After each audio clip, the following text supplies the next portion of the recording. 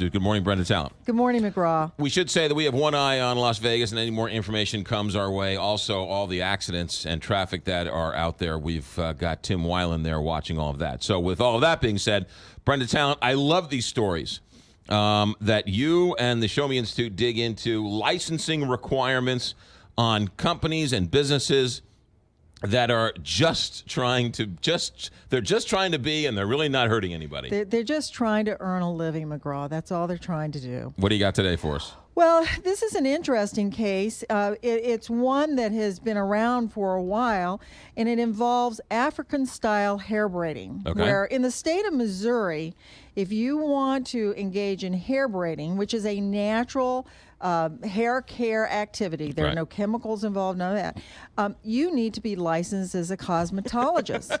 You need to have over 1,500 hours of instruction. 1,500 hours of instruction? And let's guess how much of that time is actually spent on African-style hair braiding. Typically 0.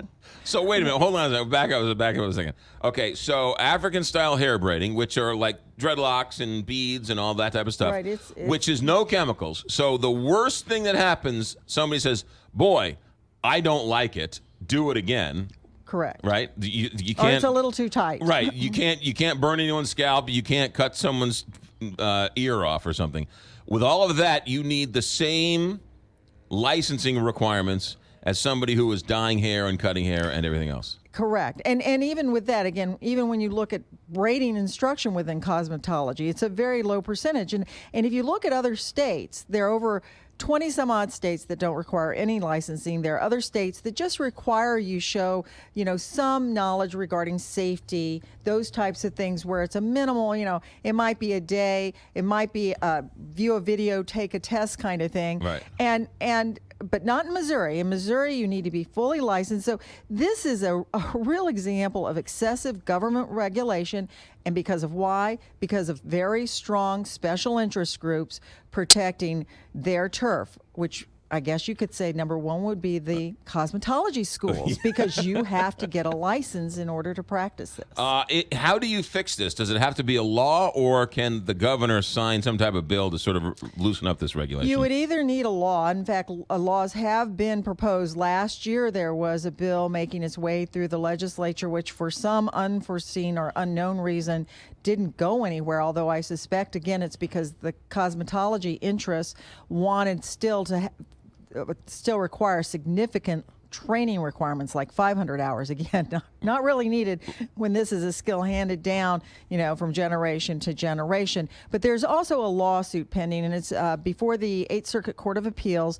The Institute for Justice filed a lawsuit challenging the Missouri statute and the regulations because they create an irrational barrier to earning a living and violates your constitutional right to earn a living. So that case right now is on appeal. How many people end up getting cited for something like this?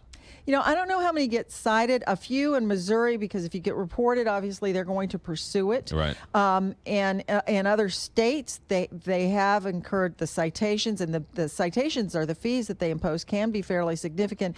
IJ has litigated, Institute for Justice has litigated these types of cases in a number of states to lift those regulations. But I suspect it's more, not that they'll practice illegally, but they just won't do it.